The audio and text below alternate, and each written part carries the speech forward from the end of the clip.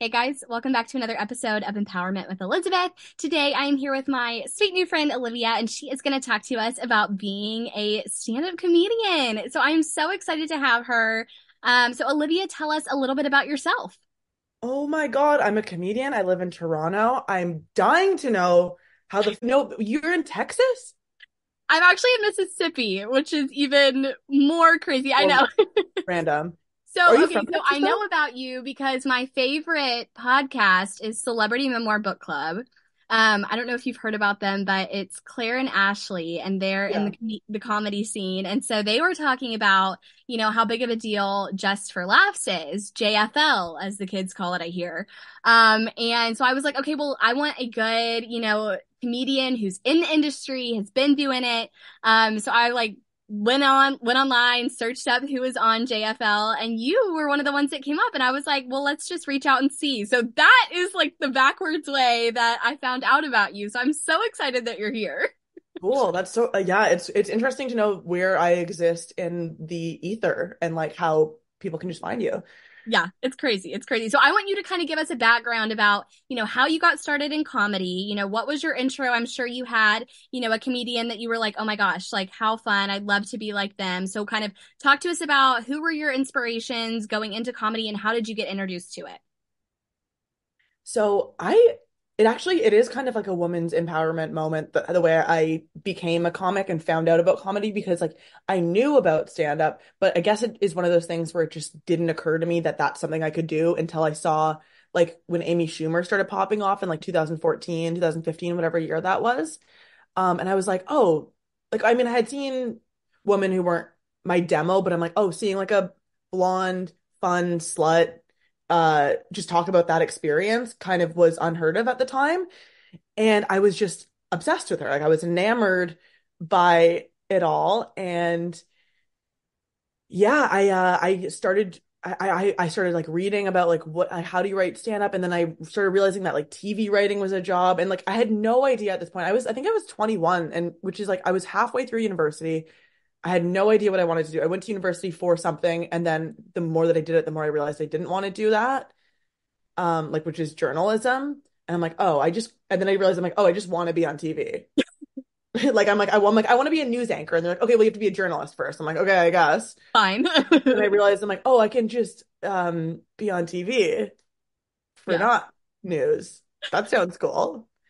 So yeah, then I started getting obsessed. I started listening to like every podcast about comedy, and like that is a really valuable way. If anyone is looking to start comedy, listen to comedians' podcasts because that's how I learned what you're supposed to do. What I learned that just like you go out every night, you do open mics, you start a show, you learn about, just like you'll hear older it's very valuable intel you'll get from comedians of like how to conduct yourself, how to have like a decorum within like one thing, for example, that I remember hearing early that I have adopted is like it's if you're in a new comic, you're not going to be like the funniest person. Also, the only thing you can really impress people with is like just be a good hang. Like work hard and be a good hang.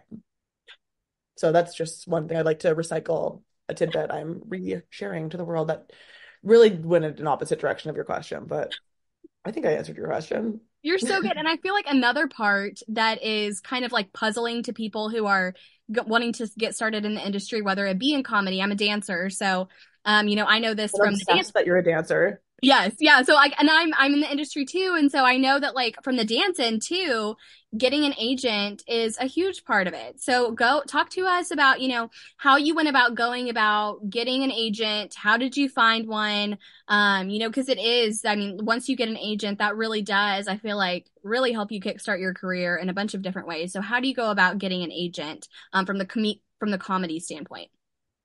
I got really lucky. I got scooped up because here's the thing is comedy in Canada doesn't really require an agency because it's so small scale. Like I book most of my gigs by myself, and comedy gigs pay so little in this country that like it would be so not worth it for someone. Like sometimes my agency will book me on like a comedy club that I could just book myself on, but again because it's so small, it's like I'm better off just doing it myself, and rather than like having them do that and then take a cut, I just put it right in my calendar. So basically all I'm saying is you don't need an agent for comedy. You need an agent for acting, which is how comedians support themselves. They'll do commercials, do whatever they can act in. So I had there was a an agent who ran a comedy show. He doesn't run it anymore. It's called The Rivoli, and I think he used it as an opportunity to like scout talent basically for his agency. And he scooped me up when I was literally 8 months into comedy. Like I got really lucky because he's like, I think you would be a good actor. I think you're kind of like you have something that I'm lacking on my roster currently. So yeah, I mean, I don't really even know what advice to give people. I got really lucky. And then by the time I wasn't uh was ready to change agencies, I had enough clout and credits to just pick another one.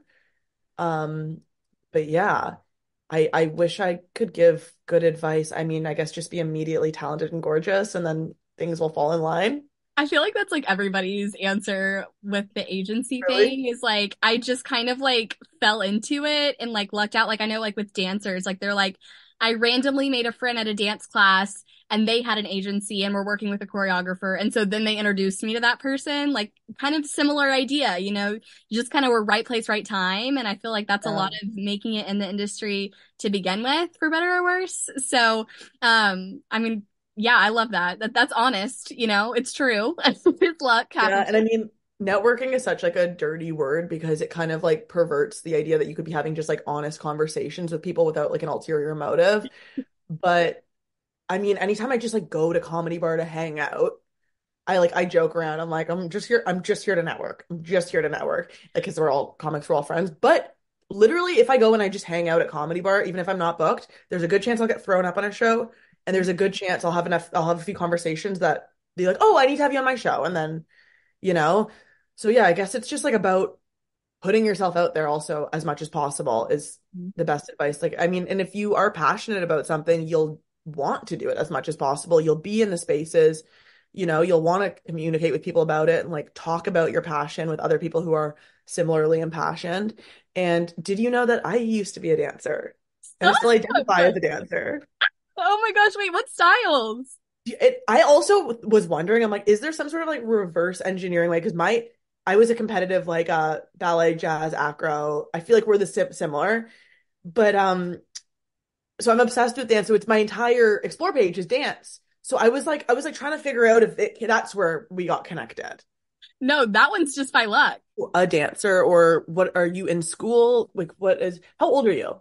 I'm 24. I'm Oh, both. rude. So How old are you?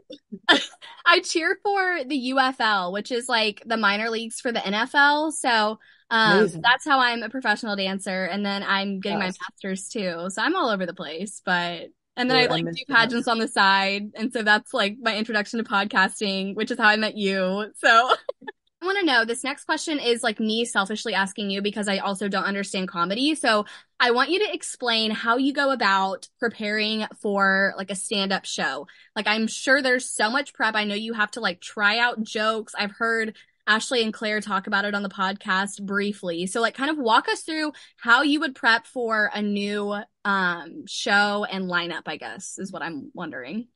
Yeah, I think this is like such a common like inquiry that people have about it. Be like, do you write it the day of? Like, what is and it's one thing that's interesting about stand up, and I'm gonna get to your question, but I'm gonna backpedal with like, sorry, I'm gonna start a few paces behind to Okay. is like doing stand up is practicing stand up. Like you're always like trying new jokes, but you're cushioning them with old jokes that work. So you're simultaneously doing a bunch of things like you're not going to like write an entire new act and then do that night because you have no idea if those jokes are tried and tested because something that you say in your bedroom. I mean, maybe if you're like 20 years into comedy and you know your voice so well that you're like, I know this will work, but still you could be wrong. Hmm. No, only the audience can tell you if you're right. And like, it's like, okay, I've done this joke like literally 500 times. It will work. I'll put that joke first. Gotcha. And then I will use that as a cushion to try some new stuff in between. But sorry, that does answer the question. Yeah. But what I was going to say was that I think stand-up is so interesting because it's the only art form that you have to like when you do an art form, you can practice, fail in private, and then when you're ready, you think you're good enough, you can show it to the world once you're done. And once you think it's like a fine, but it's like you have to, the first time you ever try stand up is public. You're practicing is public, so you just have to be bad and bomb for so long Wow. until I'm you're impressed. okay, and then you still bomb. I mean, I'm so resilient to rejection now, Oh, I bet. which is great, honestly. It's um but yeah, sorry, to answer your question, like there will be certain occasions where you'll tailor material, you know what I mean? There's events that you have to be cleaner, there's events that are like billed as sex positivity, so then you'll do all those sex jokes that women are regularly discouraged from doing. And then yeah, I think in general, like it depends on who you are and what your goal is. But for me, I really only find satisfaction in doing comedy if I'm trying new stuff all the time. It's the only way to make it feel fresh and alive. So I need to always be doing something. Like even some people argue like, oh no, not on this show. You shouldn't do anything new. But I'm like, but then I will have no life and I won't deliver the set will feel stale. So Mhm. I'd rather do one new joke that isn't that tight, that doesn't have all the tags, that isn't ready, but it will act as a vehicle to carry the rest of the shit I'm tired of saying. Hmm. Yeah, it makes it fun for you, which I mean is the Yeah. equivalent of somebody like being like, I really, I hate this, I hate the income that I get from this job, but I like it way more than, working this other job that pays more. So I love that you're still like, like I want to make it fresh. I don't care if it like shouldn't be, if that's like not what I'm supposed to be doing for this specific set. This is like what makes it fun for me. And so, And I mean, maybe I'm yeah. wrong. I'm open to being wrong about that. Like I'm a famously stubborn person. I'm a Taurus, like I'm a true blue. Thank you so much for coming on and, sharing with us about comedy and stand up and what that looks like. I am like a 5-year old, I feel like, when it comes to what I know about stand up comedy. So I appreciate you kind of walking us through it and giving us ins and outs of the industry and just a little background about you. Totally. Thank you so much for having me on. This was really fun. It was very nice to meet you. Oh my gosh, you too. Thank you so much. And I will see the rest of you guys on our next episode. Bye, y'all. Woo.